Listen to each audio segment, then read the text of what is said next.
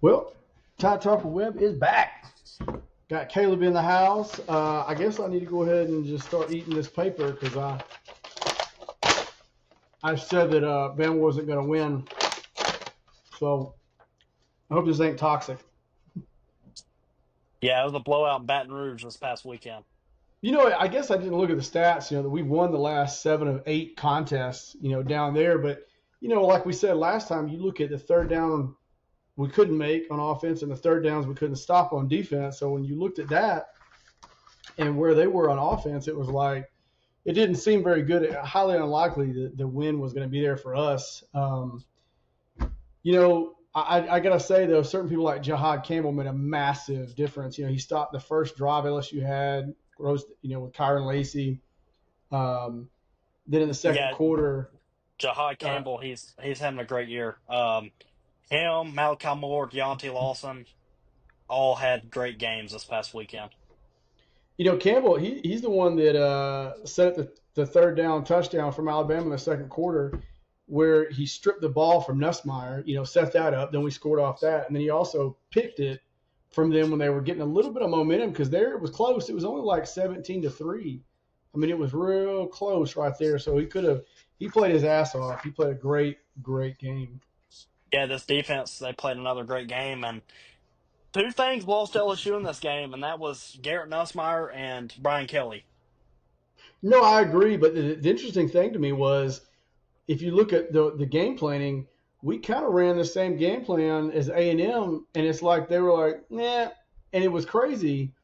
You would thought they would have had a linebacker to sold out regardless of what Milrow does. Like you play just like they did the last 3 minutes of the game. You key on him and don't worry about anybody else. We got that covered, and they didn't do it. But one thing I got to kudos to is our red zone defense, man.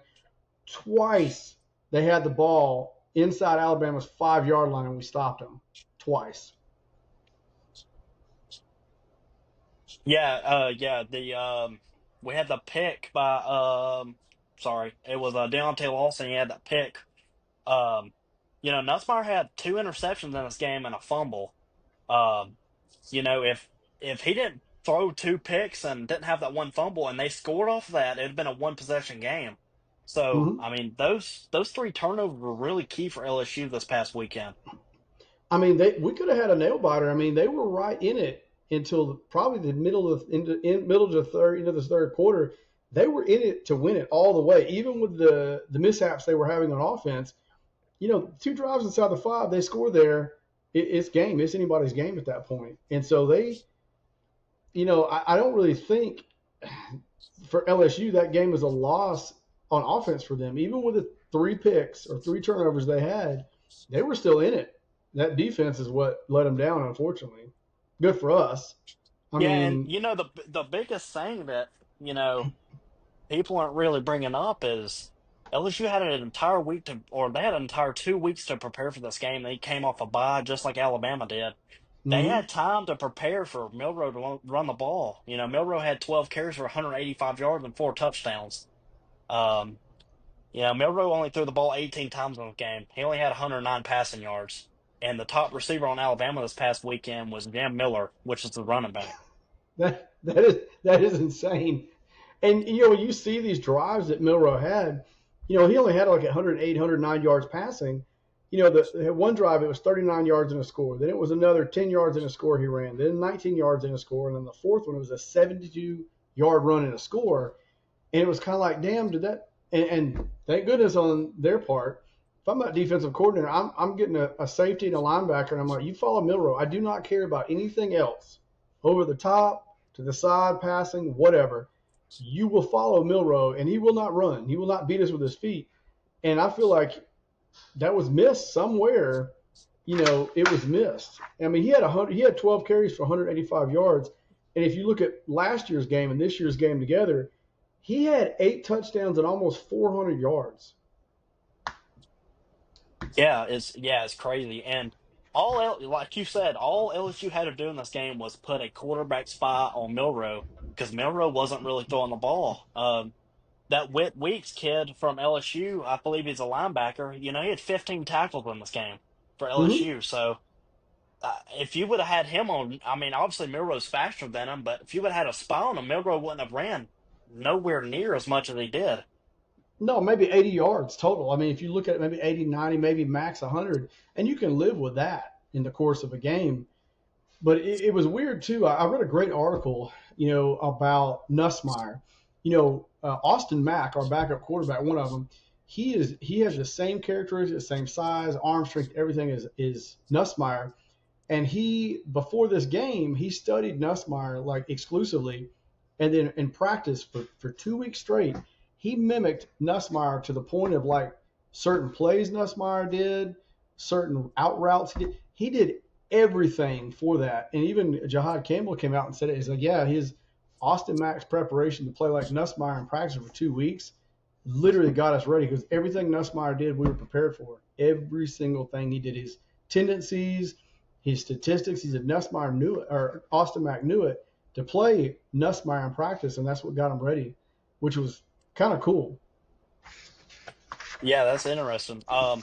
Another big thing in this game too was stopping Kyron Lacy. I mean, he's a top receiver in the country, and if I'm not mistaken, I don't think he got his first reception until towards the end of the third quarter.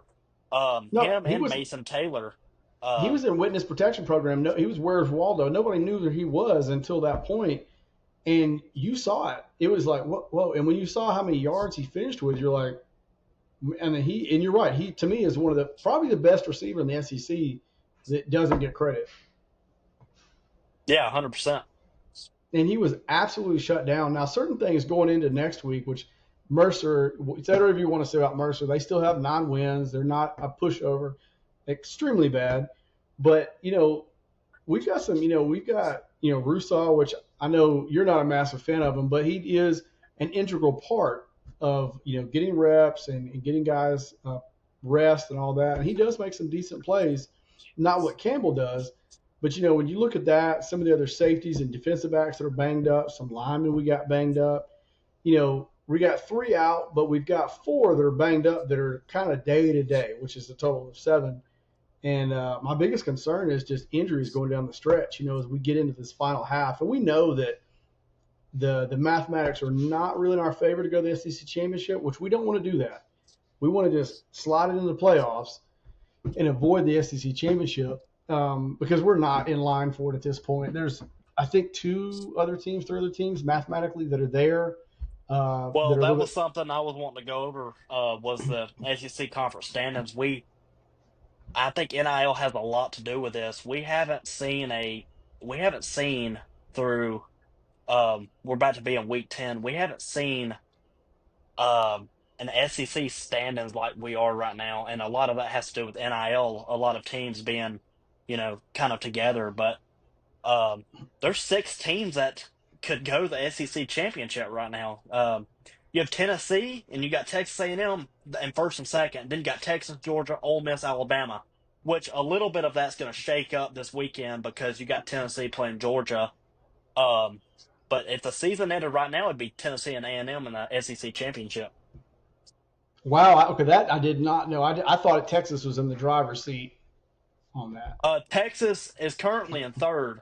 Ooh. They have the second best record, but conference record is what matters when it comes to the SEC standings. But you got Tennessee at 5-1, A&M at 5-1, Texas at 4-1, Georgia at 5-2, Ole Miss and Alabama at 4-2. So there's going to be a shakeup within the next 2 weeks. We're going to kind of be able to see who them 2 teams will be. Mainly for my biggest thing for Bama is I want us just to finish out, just get to the playoffs. I don't care about the SEC championship because championships, it does help on the fact if you win it to, get a bye. But at this point, where we're at in the season, I would rather just go ahead and skip the SEC championship, get healthy, watch film, go into the playoffs. But and you're right, it's going to shake over the next few weeks because we still have Oklahoma, which I don't care what the record is. They're not a pushover. They've got talent, and we got to go to Norman, which sucks. Then you throw out all the records for the Iron Bowl. I mean, because it's those games are just like insane. Always. Just look at last year. Felburn Yeah, last year. sucked, and it Yeah. took us, almost to, the end of the fourth quarter, the last second ditch play to win. So we still got two very very tough games, and then Mercer's not going to be a pushover. They're not going to come in there and just lay down for us, you No, know. So Mercer. Obviously, Mercer's an FCS team, but Mercer's ranked number 7 in the top 25 of the FCS, and we mhm. kind of seen we seen the FCS game at the beginning of the year. We seen um I think it was South. It was either I get the Dakota teams messed up. It's either South or North Dakota. They played Colorado, and they were playing with them till towards the end of the game, and now Colorado's number 2 in the Big 12 right now. So. I Hmm. mean, these FCS. I mean, it happens. I mean, it happens all the time. Mercer's 9-1. They're number 7 in the top 25, and they're number 1 in their conference, the Southern Conference in the FCS. Yeah, and so that's not going to be it's not going to be an easy outing. I mean, we still got to play and get through that game, and then you got to prepare to go to Norman, and that's their Super Bowl because they're like 4-4, they're barely 500, and you go to Felburn, well, that in Auburn's training rooms and in their meeting rooms it says beat Bama because that's the only game they obviously give a damn about as you look at the records over the last 30 years. So those are two tough games we got coming up. Mercer, yeah, we'll still have to fight, but we'll get through that, and then the last two just to get into the playoffs. And just in my opinion, just getting into the playoffs is a huge victory because Saban spoiled us for almost 20 years, knowing we'll get in the playoffs, whatever. But we, like I said, and we had some slip ups early in the year, and we're coming together and we're gelling and all that. But like to me, that's a win. Just getting to the playoffs is a win, especially the way that the big the Big Ten and the SEC are stacked with teams, and you're having to beat each other up all year just to get there. So Yeah, I think Alabama needs to miss the SEC championship because I at this point the first year of the 12-team playoff, obviously you got more leadway, but um I think of SEC. I think a SEC championship loss. I think Bama missed the playoffs. 100%. I think if we lose in the SEC championship, we're not even getting a playoff spot. And they'll give it to Um, somebody like BYU or whoever, over us. yeah, but I think as of right now, I think we're going to get Texas and Texas A&M in the SEC championship. I mean, Texas A&M they had that rough game against South Carolina, but for right now, from what I've kind of seen, I think Texas A&M and Texas are the two best in the SEC right now. Yeah, A&M, I don't know. They're just it's hard to say because they got whipped by South Carolina, and I definitely think as far as standings and what they won more than us, and they've won better in the conference, so they deserve to go. Texas, in my opinion, call me out if you think differently, but I think right now they are the gold standard this year, at least right now for the SEC from looks of it, appearance wise. And they had their slip ups. They got lost to Georgia and this, that, and the other. But as far as the country goes, it looks like Oregon at this moment. Yeah, Oregon, and Ohio State, in my opinion, those are. I mean, them two look the best. And if Quinn Ewers wasn't struggling against Georgia, I don't know if it was jitters or what, but I mean, if you have 100% Quinn Ewers, I mean, I think he beats Georgia if they play again.